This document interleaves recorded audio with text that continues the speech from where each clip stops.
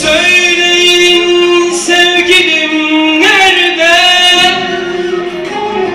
İstanbul sokaklar, çare bulundu nerede? İstanbul sokakları, çare bulundu nerede? İstanbul sokakları. Sizde onu benden, onu benden siz sorarız. Şimdi yalnız bıraktınız İstanbul sokakları, İstanbul sokakları. Onu benden siz aldınız, onu benden siz çaldınız. Şimdi yalnız bıraktınız Kartal'ın sokakları, İstanbul. Haydi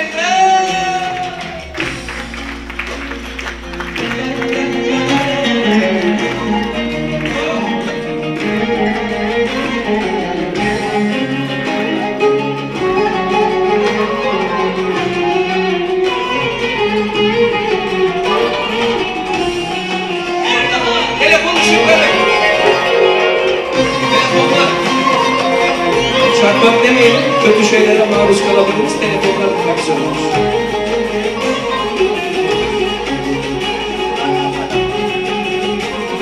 Celal Ulusu.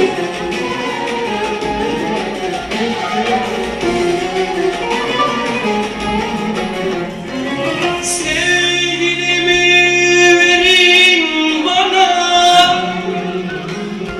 İstanbul sokaklar,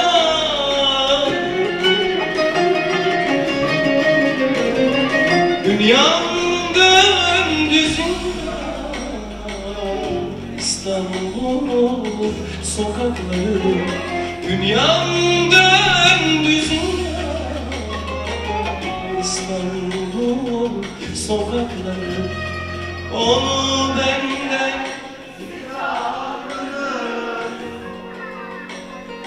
onu benden siz sorarız. Şimdi yalnız bıraktınız İstanbul sokakları, İstanbul sokakları.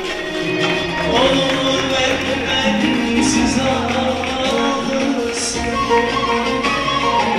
onu benden siz çaldınız. Şimdi yalnız bıraktınız İstanbul sokakları, İstanbul sokakları. Bir daha. Onu benden, onu benden,